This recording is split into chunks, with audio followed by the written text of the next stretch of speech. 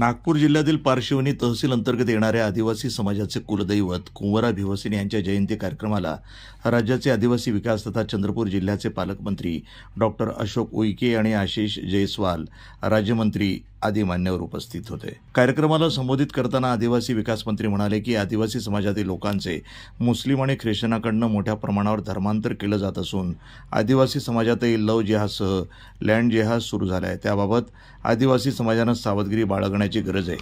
कार्यक्रमाला संबोधित करताना रामटेकचे आमदार तथा राज्यमंत्री ॲडव्होकेट आशिष जयस्वाल म्हणाले की सध्याच्या काळात आदिवासी समाजाच्या विकासासोबतच वारसा जपण्याची गरज आहे।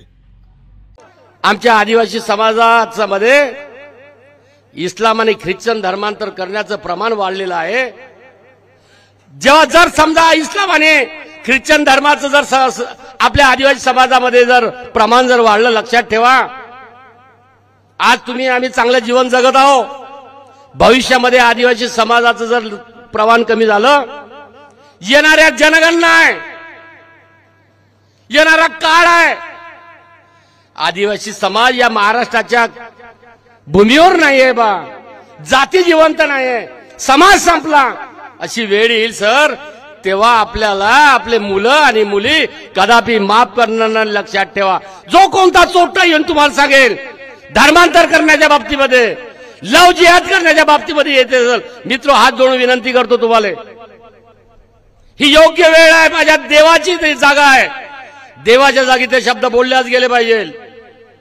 त्यामुळे तुम्ही सर्व अतिशय हुशार आहे, विद्वान आहे, प्रामाणिक आहे, यानंतर कधीही आपल्या समाजाचं धर्मांतर नाही झालं पाहिजे याची दखल आणि नोंद घ्यावं, तरच ही संस्कृती कायम राहील, नाही तर संस्कृती कायम राहणार नाही। आशिषजी आता धर्मांतर सुरू आहेच, आशिषजी दुसरा विषय सुरू झाला आता लव जिहाद, आता लव जिहाद सोबत आता लँड जिहाद सुरू झाला आमच्या समाजाचं। कधी हे आम्ही समजू, कधी आमच्या लक्षात येईल आमच्या आदिवासी समाजाच्या जमिनी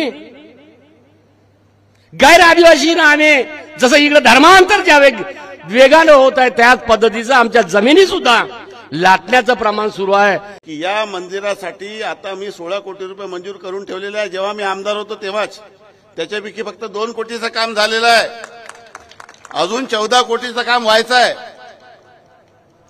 तो मागच्या म्हणजे आमदार होण्यापूर्वीच मंजूर केले, आता मंत्री झाल्यानंतर तर नवीन कोटा बाकी आहे, चिंता करू नका, परंतु विकास करायचा, विनाश करायचा नाही। NTV न्यूज मराठी प्रतिनिधी अजय मेहरकुळे, रामटेक, नागपूर।